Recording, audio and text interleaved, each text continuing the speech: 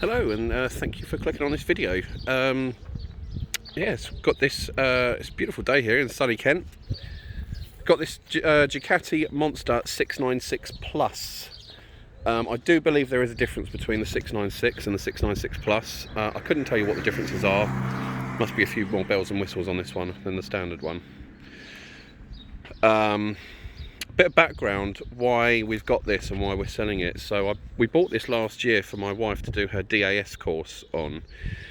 She's a bit of a short arse, and we got to sit on some of the bikes. The riding school had a Kawasaki ER6, I think it was, and a Yamaha MT-07, and she couldn't even, I think she was both tiptoes to touch the ground. It might have been one foot on tiptoe. So she was really going to struggle. We wanted something for her to learn on that was going to be able to get both feet down, if not flat-footed, at least the balls of both feet. So I've done a lot of research on the bikes that qualify to be used, that meet the minimum requirements for the full unrestricted Category A test. And of all the bikes you can use, this has got the lowest seat height out of any of them. There's actually two others with the same seat height, but they're a lot heavier. You've got the Bandit 650 and the I think it's a Honda CB 650F. Same seat height. I couldn't tell you what the seat height is off the top of my head, but it is the lowest. Those three are the lowest seat height bikes that can be used for the full unrestricted Category A, and this is by far lighter than the other two. This is 184 kilos, I think it is, and the other two are in excess of 200 kilos, 210, 220, something like that. So the theory was getting this bike would give her the most amount of confidence possible to do her Category A on. She's taken the course this week, and unfortunately she has been struggling even on this. We've had the bike lowered. It's got at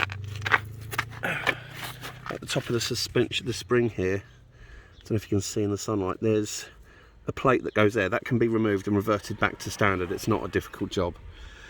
That's pushed the spring down 30 mil, and we've also wound the suspension down as far as it will go. So it's quite, the way it's set up at the moment, I mean, these just twist round. It's not even a 5-minute job to put it up, but the way it's set up at the moment is quite low. It's quite saggy and wallowy, but it does reduce the seat height, which I thought would be perfect for her to do the test on, because she's not going to be bombing around corners on a test.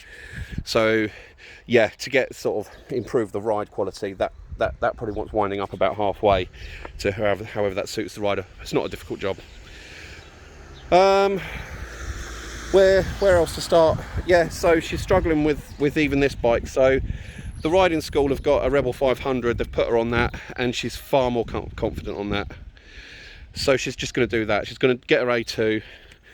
We were planning to buy a Rebel 500 anyway, so doing the test on that gives her A2. We'll go out buying a Rebel 500, and after a year or so, when she's got a bit more confidence, a bit more experience, maybe get an 1100, a Rebel 1100, and take a test on that, get the full unrestricted Category A, see how she feels nearer the time. But the Rebel 500 would be fine for now. It's just a shame that she's going to have to do it in two parts rather than going straight to unrestricted, but that's life. She's a short arse, so that's it really. It was MOT'd not long ago, 27th of April this year, I think it was. It's only a couple of months ago, not even that, 6 weeks. It passed, flew through, no advisories. The tester did say, obviously because he knew we were going to be using it for an assessment, the test examiners can get quite fussy on certain things. This has had a tail tidy, and it has got a rear reflector, but it's right under here. Now, looking at it from the back, you can't see that. So he said he might want to just get some stick-on reflectors for the number plate. It had an aftermarket exhaust kit when we bought it from the guy that had it before us. SP Engineering, really nice raspy tone. It's got removable baffles. Unfortunately, one of them have gone for a Burton. We don't know where it is, can't find it.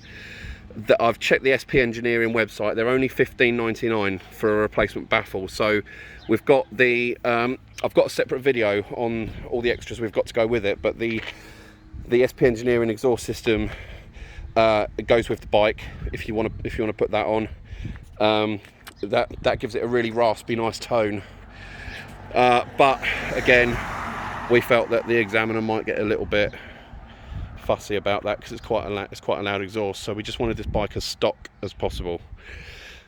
So it had these silly bar end mirrors on when we got it. We've taken those off. We've got genuine, OEM original mirrors for it, and RNG bar end weights. It's got this on the switchgear. It's got this lever here, like a choke, but it's fuel injected.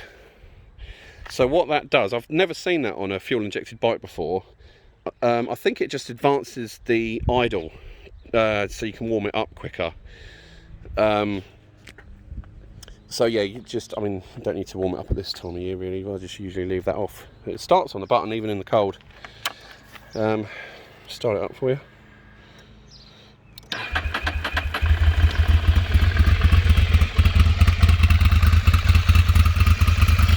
It sounds quite nice even with the standard exhaust on it.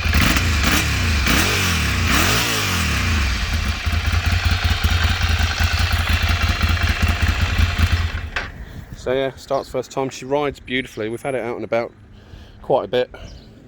It's not just, sat for a year to go rusty. Obviously we bought it last year and then she had her test dates cancelled and we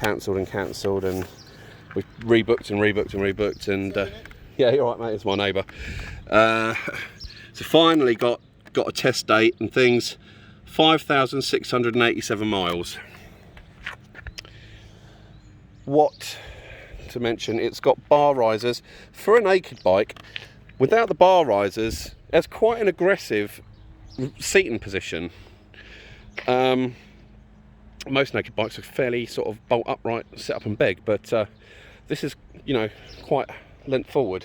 So the previous owner had those installed, and I'm grateful for that, because even with those on, because my wife's short, she's obviously got short arms as well, so even with the bar riser, she was still leaning forwards on it.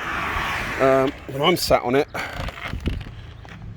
no, I'm not leaning forwards, but it's nice to have them at that height rather than feeling like you're on a super sport hunched forwards. We had the slave cylinder replaced with an aftermarket Oberon. This is a performance part. Reason being, as standard, and apparently this is common for a lot of Ducatis with the hydraulic clutch, the clutch was very grabby, very snatchy. You'd go to pull away and it would be all or nothing. It would lurch forwards. That's common on these apparently, and that slave cylinder cures the problem, so it's nice and smooth now. We do have the original slave cylinder if you want to put it back to original, and we have the original, I think I said we have the original top suspension plate there if you want to put it back to standard height. What else? It's pretty clean. There's a couple of scratches just on this tail section. I haven't washed it. It's quite clean anyway. These screws have gone rusty, which is a shame, but apart from that, it's very clean bike. So Brembo brakes.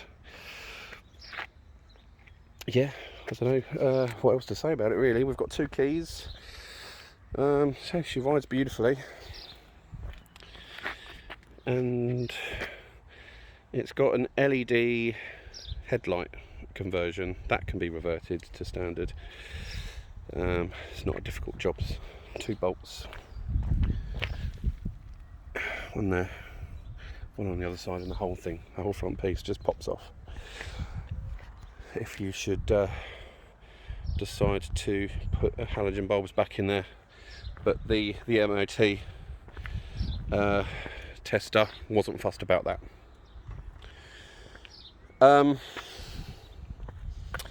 Yeah, I think I'm struggling to add anything really. What else we've done to it? I think that's about it. So she's a beautiful bike. It's lovely weather for it. yeah, be auctioning this. I'll take some photos as well, and have a bid and good luck. Thanks for watching. Just putting the bike away. One thing I know I forgot to mention, it's only a little thing, we've got, what are they, RNG? I don't know if they're RNG, but they're crash bungs sliders. I think that's all I've got to say on that. Oh yeah, one other thing, don't know if I mentioned it in the other video, there's some very small minor scratches on this tailpiece. Apparently that comes off, so it can take a pillion. It's got pillion pegs. This little thing, I think it's a hex key in there, that comes off, but there's just some light scuffs on there. The rest of the bodywork, I'm struggling to see any fault with, to be honest. So, yeah, it is what it is. Have a bid. Good luck. So, sorry about the state of the house and the laundry everywhere. We've got the SP Engineering aftermarket slip-ons. Unfortunately, one of the baffles, the baffle for this one's gone for a Burton. Don't know where it is, lost, gone. I've checked on the SP Engineering website, and replacements are readily available for $15.99, so it's not an expensive replacement. If you did want to use these slip-ons with the baffles, personally I'd use them without, because it sounds absolutely awesome on that bike. We've got a set of adjustable red aluminium machine CNC levers, which we took off, so we wanted the bike as stock as possible for the test.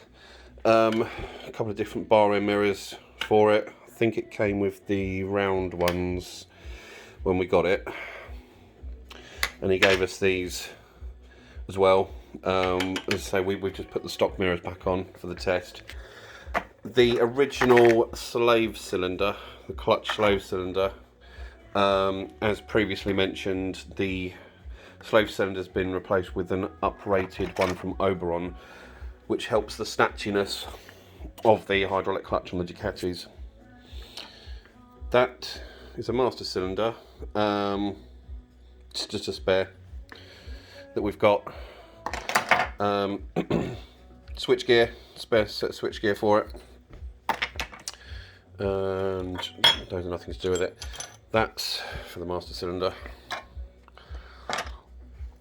This is the plate that came off the rear suspension. It's been replaced with a thicker piece to lower the bike. So if you did want to revert it back to stock, that's the piece you need. And these little gold bits, I think, go for one of the bar end mirrors. So that's what we've got. That's about it. Yeah. Okay. Cheers. One last thing. One push rod for the slave cylinder. When I installed the Oberon slave cylinder, the push rod had to be cut down.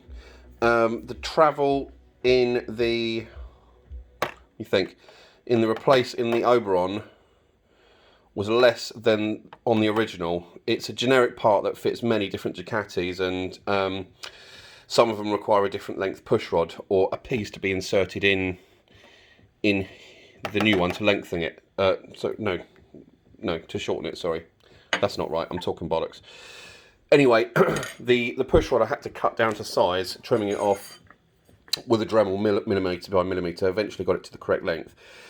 This is, I bought this just in case things went pear-shaped and I had to revert to the original slave cylinder with the correct length push rod. So should you wish to put the original back on, that's the piece you need, that goes with it. The replacement does work perfectly. The push rod is exactly the right length to the millimetre. I spent hours just trimming, grinding it away bit by bit just to make sure, and putting it back on and testing it and everything. So it's all good, it's all good to go. But yeah, all the original parts there should you need them. Very last video, promise the last one this time. I did just want to mention this spare master cylinder we've got is scuffed to buggery on one side. This isn't because the bike's been for a slide. What it was, when I went to take the bar end mirrors off and put the originals back on, I found the previous owner craftily. So that's the retaining bracket for the other side of the master cylinder. With this little cap on. As you can see, the bolt for the mirror sheared off. Crafty fuck. So he's got this little cap to put over it. So when I came to replace the mirrors, I had nowhere to screw them onto. So I had to buy a whole new master cylinder just to get this epoxy little bracket. That's obviously the one that's the original that came off. So I've got the bracket that was on this second-hand one I bought off eBay. So there's nothing wrong with that. That works. But obviously, if you do need to replace it at any stage for whatever at a later date, you'll need the bracket from the other one if you want to use the original mirrors.